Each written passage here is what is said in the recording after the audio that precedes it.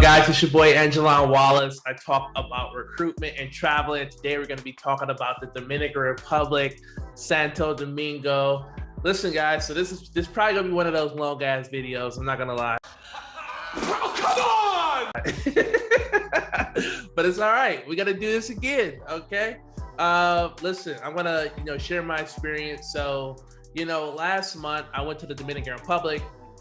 Kind of COVID just had me like, super depressed. And I was just like, I'm ready to move out of my current situation.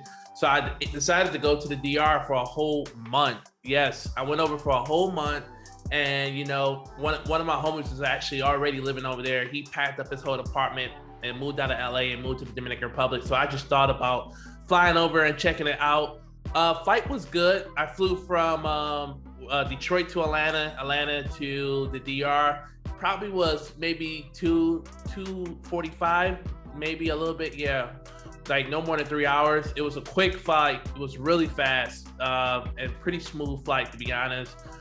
Didn't have any trouble. I flew first class because of like COVID and everything. I really wasn't trying to like do like a 3 people in the seat. I only fly Delta as well. Delta was really good. Before I went, I did not need I don't recall having to take a COVID test, but I am fully vaccinated. So I think that was good enough.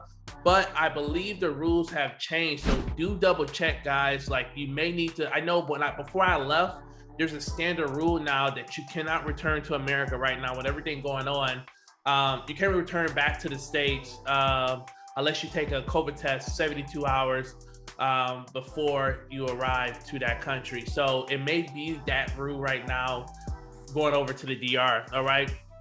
So look, you guys already know, if you follow the channel, I'm 100. I'm 100. So I get off the flight to the DR. All right. And I don't. I get off the flight to the DR. All right. And I'm like, all right, I'm trying to catch an Uber, trying to catch a taxi. My host had arranged for somebody to pick me up, but she didn't like send me the picture, like their picture or anything. And I'm very like, what's that movie where the daughter always get taken? I believe in that taking stuff. I will look for you. I will find you. And I will kill you. I want to, see shots and pictures and everything. And she didn't, so I was just like, forget about it. I'll, catch my own taxi, Uber to the house. So I hop in a taxi with this guy named Philip or Felipe or something like that. I'm like, yo, bro, I need to go here. How much? So first rule, okay? When you get to the DR, before you do anything, always discuss the price first. Don't ever hop in the car or buy anything without asking up front how much it costs. Because what you're gonna learn is that there's American prices and there's Dominican prices, and they would get you. So my man was cool as hell, man. I got a taxi. It's like these guys, I think they got like yellow jackets or something like that outside the airport. And my man started driving. Listen. Up your life insurance when you up your life insurance if you really, for real, because driving in DR, oh my God, it's worse than NASCAR. My man was just cruising in and out of the lanes, cutting people off, not looking, almost got into 10 car accident, and this was normal style of driving in the Dominican Republic. There are no rules on the freeway. I don't even think anyone has a license, to be honest. And it's like, no, seriously, license, no insurance, people drive crazy. And I would not advise anyone to drive, to be honest. Like, I know a lot of people go over and rent cars. Don't do it. Don't be about that life. I'm telling you, because if you hit somebody, they want you to hit them because you're a foreigner and they probably, gonna assume that you have a lot of money, but it was wild. So I went to an Airbnb. I actually had security. So, that is another good thing, going to the Dominican Republic. If you do go to, look at Airbnbs, make sure, I would advise you guys, to check out only get Airbnbs with security if you can, and pay your security guards. So when I went over, I definitely had like, I think I had like 100 singles. I would tip people $1 or $2. That's a lot of money, because our money is more there right now. So I think that was like equivalent to 200 pesos or something like that, 200, 300 pesos. So always keep dollars in your pocket for sure as soon as you get over there. Now look, so what I did, man, I have survival instinct, survival habits. So as soon as I got off the plane, the first thing I did was go to the grocery store and got water, because you cannot drink the water there. I'm gonna make a video because I did buy a water filter bottle, so I'm probably gonna make a separate video about that. But first thing I did was go grocery shopping. Now my ass, going straight to the grocery store, I didn't know how to get back home, because there was like no taxis around. It was just everybody was driving crazy. I didn't have the internet. So one thing I did do, I think I went to Claro. I got a prepaid card, and so I had internet, so I can order Ubers here and there. So listen, if you're gonna be out traveling and you're gonna be over for a while, I would definitely advise you guys to get a quick prepaid card so you can have the internet, because you just don't know where you're gonna be stranded, where you're gonna be at. One rule of thumb, and one rule that me and my homie talked about as well: if you like the driver that picks you up from the airport, or you like one of your Uber drivers, the best thing you can do is get their number. Just put that, just give them your phone and say, look, you're gonna be my guy. And I'm telling you, especially with like curfew rules or just certain situations, you may need a driver sometimes to, pick you up or take you somewhere. So just get their number. They're gonna give it to you. They're gonna, without hesitation, just get their number and let them know, like sometimes I'm gonna call you, pick me up, and you can just pay them a couple $100, a couple 100 pesos, in their pocket to help you out. Also, especially when you're like driving to Boca Chica. So Boca Chica is like an hour away from the city. I thought Boca Chica was like 30 minutes or something like that. So Boca Chica is a hefty drive. So sometimes as well, you just wanna make sure you don't get got. If you guys do go to Santo Domingo and you want to go to Boca Chica, try to have a driver that that you can just pay a couple $100. You may want to pay them like, maybe 400 or 500 or 600 pesos, because it is a long drive for them there and back. And you may want them to pick you back up. You don't know. So we got a lot to talk about though. We got a lot to talk about. All right, let me slow this down. Okay, so in my Airbnb, good vibes, it's cool. Security guards is cool, man. They're looking out for me. I got no complaints. Went to the grocery store, got my water, got me some food as well. And the reason that I got me some food was because so many people get robbed at night. Like I'm one of those people, man, like I ain't trying to set myself up for failure, and I ain't trying to go out like no sucker, all right? Give me your money, bitch. So I already went to go get my snacks, got my noodles, my Pop-Tarts, all my stuff at the house, so I ain't gotta go out 12 o'clock, 2 o'clock in the morning because I'm hungry and I get robbed. So, I was just one of those people who prepared for a lot of those situations. Definitely your boy was on Tinder before he got there, had a lot of lights, mad lights, and we're gonna, I don't know if I want to talk about dating just yet, but dating was very interesting, but we'll say that topic. We'll say that topic for later. So what do I have here? Food in the Dominican Republic is really good, but customer service isn't the best, if I can be honest. And it's understandable because people don't make that much money, and customer service is not centered around tips. It's not like America where we're such a tipping culture. People, so a lot of people, a lot of restaurants, man, it wasn't the best service. And especially if you're someone like me who can be impatient sometimes, or comes from a culture where everything is just on demand or just fast, you will get frustrated. I was frustrated as hell. Everything was so slow. I mean, like everything, like you'll order food, you'll order pizza, like here in the States when you go to Domino's or Little Caesars and you get a pizza and you'll get that instant service. Hell no. Hey, first and foremost, you got to pull your phone out and put it in Google Translate, because you got to tell them what you want on your pizza, what you don't want. Then they looking at it, and then they got to take their time, and then it's going to take them 5-10 minutes to put the order in. Everything is just so slow. Everything, from the way people walk, from the way people move. Like, it does not, Dominican Republic does not move like that. And it's good to manage your expectations and set, before you go over there, because you will be in a lot of situations like that if you do expect fast service or best situations, So I struggle with that a lot.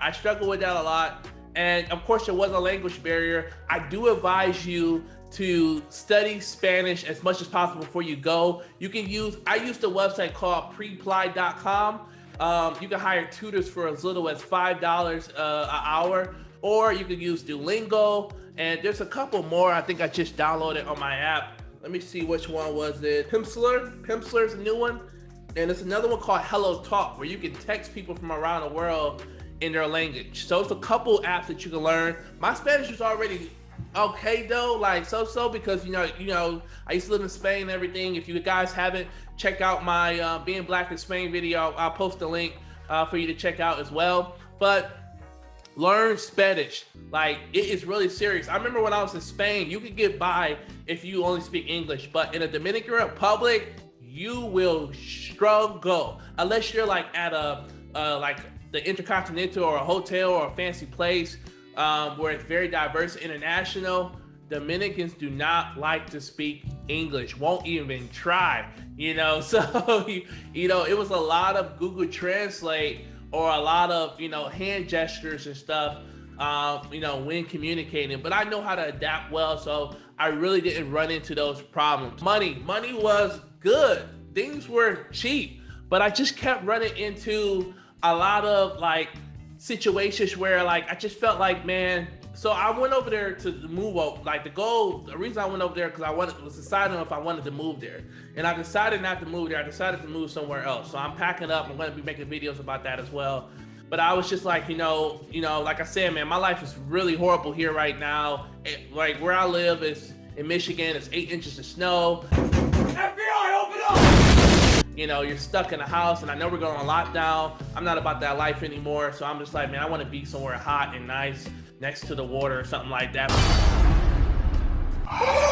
But anyways, like money was good. Like Uber rides for like $2, like always, like just $2, $2. So you never really needed a reason to rent a car or drive. Like it was so cheap just to hop in an Uber. I'm not gonna lie, like I was taking like 3 or 5 Ubers a day. I was just always going somewhere. I was bouncing around because I would go to like coffee shops and co-working spaces and check out, some touristy stuff as well. So I mean, like it was like literally $2. You cannot beat that. I was eating at really nice restaurants for like $20, $20, $30. I mean, like 5-star restaurants, good food, eating really good. And I don't know, it just, it was good, man. It also was a relief to, in America with inflation rising so much, and studies are showing that inflation is supposed to rise up to 30% over the next couple months or by next year or something like that. I was just reading. And it just felt good. Like it was like peace of mind knowing that, especially with the dollar or from the UK with the pound, that your money can stretch a lot more here. It was just so cheap, like rent was, people were like, a couple of people are hanging out with were paying like $200 a month for rent. I was just like, man, that's amazing. Like imagine the things you could do with your money if you wasn't spending it so much on rent and car insurance and all this stuff that you just don't need. You really don't need with everything going on right now. But so yeah, so the thing I struggle with the most, like I would go to like co-working spaces. So, and I'm probably gonna make a separate video about that, about co-working spaces in a DR. But what was number one on my list for me, like relocating to like a third world country or a country inside of, or a place in like in South America, was work environment. Like the great thing about living in the DR is that the time zones are the same as the US. So it doesn't hurt me with my US clients. I can still run my business and do everything the same, but I struggle with work environments. Like there were a couple free dope ideals of coffee shops that you could work, but they were super crowded, super noisy, loud. Estire. And I think I suffer from like ADHD. Like, you know, if I got everyone talking and noise everywhere, it's just gonna be hard for me to like really produce and, you know, and just be, you know, just really be successful at my job and be focused at my job. So I was just like, I just struggle with that. Then I would go to like a couple like, you know, universal co-working spaces. And when, you know, look, Dominicans can tell that you're American. You know, it don't matter. They just know, they can tell, especially as soon as you talk. You know, if you don't start off speaking in Spanish, you know, they're gonna know, you know. But like I said, there are American prices and there are Dominican prices. So I would go to like co-working spaces and like, I'll go into a place, you know, and they'll say like, it will cost $150 for the whole day. Like, what? I'm like, we work in America only charges like $200 or $300 a month, and you're charging $150 a day. And then when I asked about like office space and how much it costs a month, it was like $1,500. No lie, cannot, you know, like, I'm dead ass about this situation. So then, you know, I realized as well, like, okay, as I'm thinking about moving to the Dominican Republic, I'm like, man, the only way that I'm gonna really be successful at producing and being productive is if I have my own apartment and I have a apartment that's away from the downtown or away from a noisy area. So I started checking out apartments. And that's also what you gotta also be mindful of as well in the Dominican Republic. Like, you'll go look at an apartment and it doesn't have, like, if it's not furnished, it won't have a fridge, it won't have a stove. So those are things that you're gonna have to buy. And if it comes furnished, you're gonna have to pay a little bit more because it's gonna come with like a bed, a TV, a fridge, a stove, and all those good things. So that's one thing you want to make sure you're asking if you are looking for apartments. But it's also good to always go look at what you're about to purchase. So I went to an apartment and I told the guy, like, look, I work from home, it's in noisy. And we started looking around the apartment and I go to the back of the room and outside the window, I'm like, Is that a motherfucking school right there? you know, like, you know, I'm seeing kids playing back there. I'm like, is that a school back behind, like outside my bedroom window? Like, dude, you just told me it was quiet. Like, that, look, like a salesperson would sell, okay? So always go check out whatever you're about to buy. Always go check it out. It is so important, man. Like, I cannot stress that enough. Another thing, it is hot as hell. Like, I definitely felt like I was losing weight because it is so hot. Like, you know, so if you're one of those people who love the hot weather, like, I love it, but not that much. So I definitely was in the house, you know, and I would go out and a little bit like around, you know, towards the end of the day where we'll chill down, but it gets hot in the DR, man. Like, it gets hot. And I think I went, like, last month was August. So I think that was their downtime. Like, you know, I don't even think it was like real summer yet. What? And it was just still so hot for me.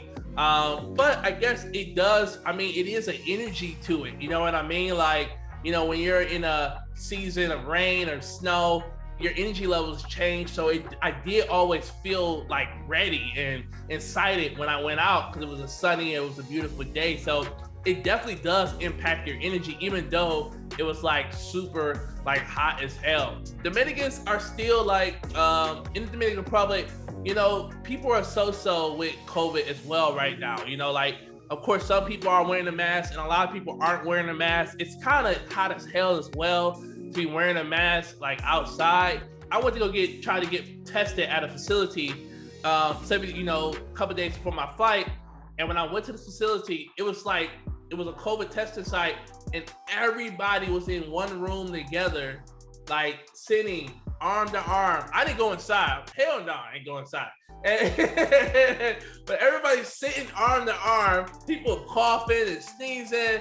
I'm like, oh, hell no. So I went to, if you guys are in a situation, the Intercontinental, even if you're not a guest, you could get tested there and pay, I think it was like $60. A person comes to the lobby, they test you, then they email your results, and that's all you need pretty much. So that's what I did. I just called the Intercontinental, Santo Domingo, downtown, and got it done. But I did stay there for a night or two because I had some a couple Airbnb situations, and we're gonna talk about that as well. But but yeah, so you know that was the situation. You know, so going back to the money situation, like I said, I think I just struggle with the offices. I don't, you know, like I struggle with finding a co-working space.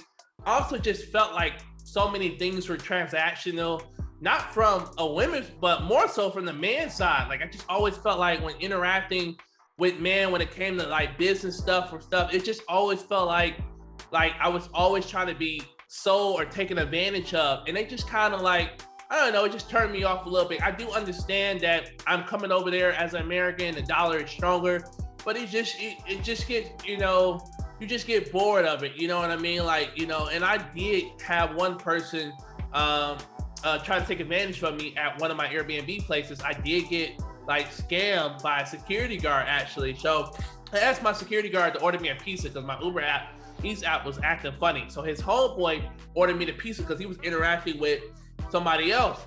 So, you know, I told him, cool, I'll come downstairs. I went upstairs, took a shower, came down. 30 minutes later, I came down with 1,500 pesos, all right? So, you know, pizza only cost $1,000, but I was gonna, you know, I'm sure they probably tipped the driver and I was gonna let them have a couple hundred pesos and as well. So I came downstairs and everything and grabbed the pizza. My man, with the security guard, and, you know, look, always like, man, try to record, try to have somebody there, or make sure you double check it in front of this person. But the security guard guy friend was gone, okay? So maybe I think his guy friend, the security guard friend paid for the pizza. So the security guard, when I went downstairs, I took three $500 pesos. And I know I took three $500 pesos because I counted it upstairs twice and I put it in my robe in my side pocket. I was like, all right. So I know what I brought downstairs. So I went down to grab my pizza, and a guy, security guard, gave him the 1,500 pesos. I'm like, you know, 5,000, 1,500. Here you go. As soon as I grabbed the pizza, I walked off. Security was like, he was trying to explain to me for like 5 minutes how much the price was, and I was like, I gave you 1,500, and he was like, you only gave me 1,000. I'm like, hell no, boy, I'm from Detroit. Bro. You not about to get me. I ain't no sucker. So, I mean, but look, man, I'm 5'11", I'm 260 pounds, I'm a big guy, you know what I mean? So, I was just like, you better go find that. You better go find it, bro. It's the motherfucking Eagle Double G. Snoop Dogg. And I walked off, you know what I mean? And I called my Airbnb host and told them about the situation. Security guard ended up calling me and telling me he found the $500. So, like, you're gonna get got, you're gonna, you know, from time to time, incidents do happen. But that's not to say that the Dominican Republic is a bad place. It happens everywhere. But I'm just saying, just be mindful of, you know, certain situations. Don't set yourself up for failure at the end of the day. But it was just crazy that security guard would do that, you know what I mean? It definitely was a turn off for me, but you will run into like situations like that. Try to have cash as much as possible as well, because I have heard a lot of stories of people, you know, credit cards getting billed high as hell once they leave a country or a restaurant. Like 90% of the times while I was over there, I always just went to an ATM and I just got out more cash. My bank fees were like 20 cents or something like that. But I mean, you get a better rate on your dollar over there.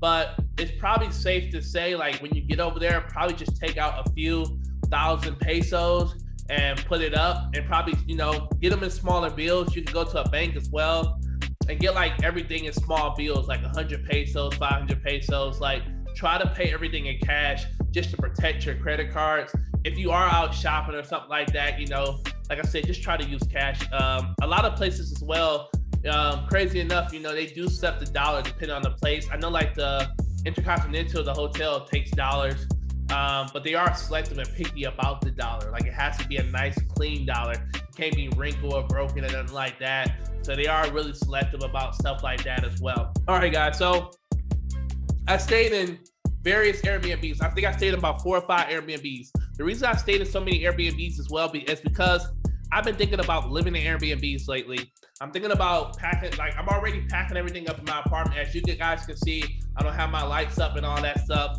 So I'm looking at just living in I'm thinking about moving to Airbnbs or living in Airbnbs. So that was one of the reasons why I lived in so many different Airbnbs. Also, another thing was I was just trying to research what areas of the city that I actually wanted to live in. So that was another thing. I was just trying to see like what part of towns, and I realized that I was just always staying close to downtown. Really wasn't living outside of like Santo Domingo, and that was like somewhat of a disadvantage for me. It definitely got loud some nights depending on the location, but I stayed at a few cool Airbnbs. One thing I didn't like about one of my Airbnbs, and I had a bad situation with it, but my host did not tell me that he had a camera on the premises, and it made me uncomfortable because if an Airbnb person doesn't say that they have a camera, it's kind of creepy or weird, or it makes you assume like they probably got cameras inside the apartment. But there was like a camera up on the door, and I'm not gonna lie, man, like I don't like to be babysit and and I don't like to be like watched. It just seemed like very controlling. Most of the Airbnbs I had did not have cameras. But I do understand that at the end of the day, these people are trying to protect, their luggage and their furniture. I am empathetic to that fact, but most of the Airbnbs I stayed at already had cameras on each floor, plus security guards. So why would you need a security guard on your door? It was just super weird. It's very controlling, man. I'm just gonna be 100. It's just very controlling and kind of creepy to me, to be honest. Like, you know what I mean? So anyways, I ended up like leaving that Airbnb, and they wrote a bad review. I still wrote them a good review, but they wrote a bad review about me on Airbnb. So who cares? But I got my money back. So I did get my money refunded because, like I said, they didn't put in an advertisement. I had a couple ones that had the Ring doorbell as well. I stayed at some nice Airbnbs with pools, because it's so hot. So you do want to make sure, like, if you do get an Airbnb, you want to definitely double check that it has air conditioning and good Wi-Fi. Wi-Fi is going to be so-so depending on the apartment, if I can be honest with you. But your host, like, people are super chill, people are super cool. You can do the air, sometimes people do, like, after you stay in a place for a week, sometimes people will let you like pay them in cash if you're trying to save money as well. Just depends on the situation of the person that you're living with. But some Airbnb people are pretty cool. I'll try to post a few links of the places I stayed that I really liked and enjoyed, just in case you guys want to like check those places out as well. One thing I did realize as well, like, and I'm probably not going to do this moving forward, but I stay at a lot of expensive Airbnbs, like places that were like $60, $80 a night. And that was just so stupid. And it's stupid because you're never at home. You know what I mean? Like, you're never at home. You're outside all day. I would like wake up at 7 a.m., go to a coffee shop. I wouldn't get home till like 7 or 8 o'clock at night if I wasn't out on a date or something. And it was just like, it was so stupid to spend that much money on an Airbnb. But I guess sometimes, depending on the situation, you do want to make sure you're still safe. But there are Airbnbs out here that are cheap, that still have security guards. But if you're going to be like someone like me who's never going to be at home, like, it's really not worth, like, it's not worth it, man. Like I said, it's just not. You can spend more money on like food and activities and stuff to do, going forth, at the end of the day. All right, so what we got to talk about now? Dating. All right. I'm going to make more separate videos on all these topics, but I'm just briefly trying to talk about everything and shut this video down because, so I had this cougar, so look, your boy swiping on Tinder, swipe. And, I matched with a couple baddies, I'm sexy as hell. Yeah, boy. And, and this cougar chick came over, like, she about 45. I like them old. She about 45. And, she had, I got her an Uber. I know it's hard, man. A lot of people don't have jobs. So, I helped her out. I got her Uber over to the house, had a nice bottle of wine, some strawberries, some chocolates, a little something.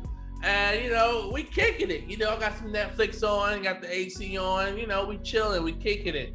2 hours into kicking it, She started asking me for some money. Whoa. She started talking about how she don't know what she gonna feed her kids tonight. She don't know, like she lost her job, she broke, she this, she that. I'm like, damn, baby girl. Damn. Look, I got a bag of rice for your ass over in the kitchen real quick. like you're not about to get us. I'm not a sucker. Like I ain't no sucker, baby. Kick rocks. Like she ended up, man. And then, it's like 2 hours into like hanging out, she only came over for 2 hours and she was leaving, talking about she had to go home. And she kept trying to get money out of me, talking about she had to feed her kids. And I'm like, man, I ain't even about that life, like, go ahead, do you, boo, bye. I ended up getting her Uber back to her place. I got her Uber ride, which was almost like $20, like 1,000 pesos, expensive as hell. But I was just like, man, like, I ain't really for all that, you know what I mean? So I had a couple situations like that, and you will run into situations like that where people are lying and telling you, mom is sick, someone's dying, and take care of this and that. And, I understand that it's hard out here. I understand that, the average Dominican only make like $300 a month. So they don't, a lot of Dominicans don't make a lot of money. But look, and I don't mind like helping someone out. You know what I mean? Like, I'm a generous person, but don't like, when you start asking me for money, that start messing with my self-esteem and shit. Like, damn, like, I guess you don't think I'm sexy, like, like, damn, like, you know what I mean? Like, don't do that. Just go with the vibe and, we hang out and yeah, I'm gonna spend some money. Of course I'm gonna pay for things. I'm a gentleman, but don't be making me feel like, you know what I mean? Like, like I'm a money bag or something like that. So that was a turn off. So I did meet a real one. I met a real one. She was cool, man. She was dope. And it was a lot going on, man. So when we first met, man, we hit it off. I mean, she was gorgeous, so pretty, and she was a working girl, had a job, and and I guess like in the Dominican culture, it's like when someone, like, women tell their parents, their family about you as soon as possible. So she already had told her mom and her sister, her brother about me. And it was just, man, like, it was just crazy, then, like, she took me out, she paid for everything. It was weird too, like, cause I'm like, man, I don't even get this treatment in America, but she took me out, she paid for dinner, and she paid for the movies. I really wanted to go see that new, what was that movie? That Will Smith, and he wasn't in it, but Idris Elba, the Marvel movie or something like that. And I really wanted to go see that movie, so we went to go see the movie. She paid for the Uber, she paid for the food, she paid for everything. And of course, we did our thing that night. Of course, I gave her the best 2 minutes of her life because I'm a gentleman. And like, it was just good. It was good vibes. It was good energy. Now, what we struggle with the most, man, I think it was a little bit of me. It was definitely a little bit of her, but she was not inclined or at all, like, she did not want to speak English or learn English at all. And I was doing most of the learning. Like, I was taking Spanish lessons, and we were using Google Translate to communicate. She didn't speak English at all. She understood some words sometimes, and she understood my humor, so she laughed a lot at my jokes, which are really good. But we struggled with the language barrier, man. It was really hard. And one thing I realized is that, man, it was gonna take some time. Like, maybe like, give me a good 4 months and I'll be conversational. But I don't think she had the patience, and I don't think I had the patience, and it ended up just not working out because of that language barrier. I did meet a few women who did speak English, but we just struggled there, man. We really struggled there.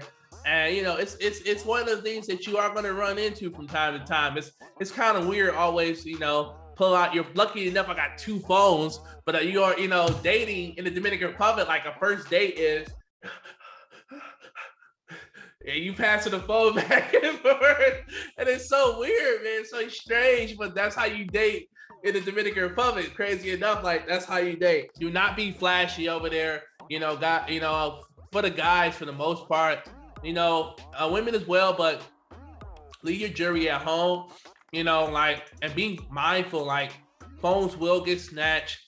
A lot of things like that can happen. So just be mindful of, certain situations that you may run into. Guys, just make sure, like, just be careful. Sometimes I do like to wear a zip, my pocket's zipped up, but be mindful when you're pulling out your phone, when you're pulling out things. Always keep your head up. Be aware of your surroundings, man. People do die a lot in the DR, getting hit by cars, motorcycles, and people are ruthless. People will keep going. So be mindful of situations like that as well. It is important. And just don't set yourself up for failure, but, like, if you're thinking about going, go, man. Dominican Republic is a beautiful place. The people are beautiful, man. They are nice. They are sweet. You will run in certain situations, man, but like, I don't want to make it sound like the DR is all about getting scammed or anything like that. Like, people are genuinely nice and they do love you. They do love you, and they do have good intentions, but you will come across a few that, maybe from time to time, mess up your vibe and your situation, you know what I mean? But it did feel like a vibe, man. Like I said, it just felt good. Like, I just felt like more at peace. I did. I mean, the water thing was, like, I was just always going out and buying water. It wasn't that big of a deal, but, man, like, it did get tiresome because consistently having to do that. But, I learned a lot. I learned a lot from going over there. Like, life is just completely different. Life moves slow. And I don't think it's a bad thing. It's just, like I said, it's not an expectation from where I come from. But it also makes you reflect on life as well.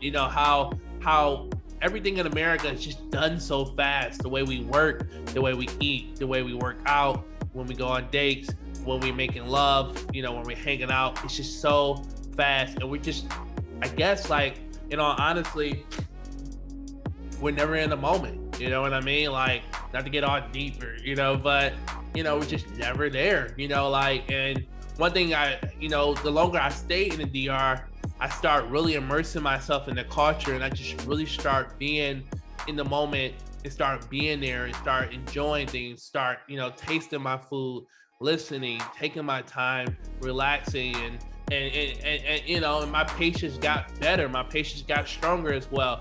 I mean, I definitely had a lot of weaknesses that I didn't realize that I still needed to work on until I got to the Dominican Republic. But I also just, saw life from a very different perspective. Living my lifestyle, as you guys know, I'm a full-time entrepreneur, and, I'm all about traveling the world right now, especially with everything going on. I'm not going to be moving around that much until COVID, gets better. But, like, I could definitely see myself, like, from time to time, spending a couple months in the Dominican Republic, because life just seems so easy and you can just do a lot of things. It's a lot of opportunity here as well. If you are an entrepreneur or if you want to start a business, it's definitely a lot more opportunities that that you can do and make things happen. Listen, I'm going to be making a lot more videos. I'm trying to think about what else did I miss out on. But I'm probably going to talk about it in these separate videos, guys. So look, if you like the content, subscribe to the channel. Hit that like button. Let me know if you've been to the DR. What are some of your favorite things? What do you like? What don't you like? Are you going? Do you have any questions? Comment below. Show me some love. Can't wait to talk to you guys soon.